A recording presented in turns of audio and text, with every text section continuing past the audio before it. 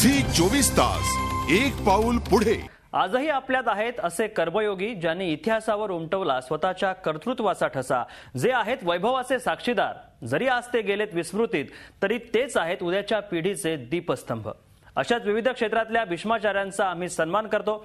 Zee 24 तासचा अभिनव उपक्रम कृतज्ञ आम्ही या माध्यमातून।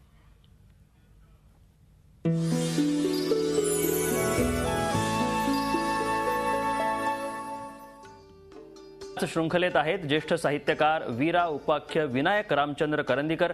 नागपुरातील लक्ष्मीनगर भागातील राहत्या घरी झी 24 तासनं त्यांचा सत्कार केला। आज ते 94व्या वर्षेत पदार्पण करतायत। अतिशय हलाखीच्या परिस्थितीत बालपण गेलेल्या वीरांनी आपल्या आयुष्यात पुढे अनेक महत्त्वाचे टप्पे गाठले। साहित्यिक, वक्ते, शिक्षक, संत साहित्याचे गाढे अभ्यासक अशी त्यांची अनेक रूपं, आणि प्रत्येक क्षेत्रात त्यांनी आपला ठसा उमटवला। आपल्या आयुष्याबद्दल आपण पूर्णपणे समाधानी आणि संतुष्ट आहोत, तसंच आपल्याला दिलेल्या सुखाबद्दल आपण देवाचे आभारी आहोत, हे त्यांनी न सांगता विसरता सांगितलं।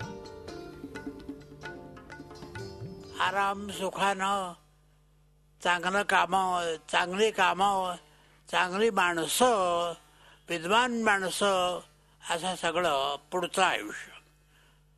ते आयुष्य फार चांगलं गेलं। मला माझ्या आयुष्याबद्दल अतिशय समाधान आहे।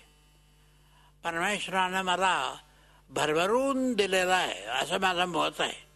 त्यानंतर शिकवत होतो ते डेक्कन एज्युकेशन सोसायटी म्हणजे टिळक आगरकरांची।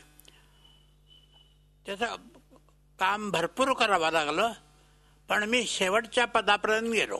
झी 24 तास एक पाऊल पुढे।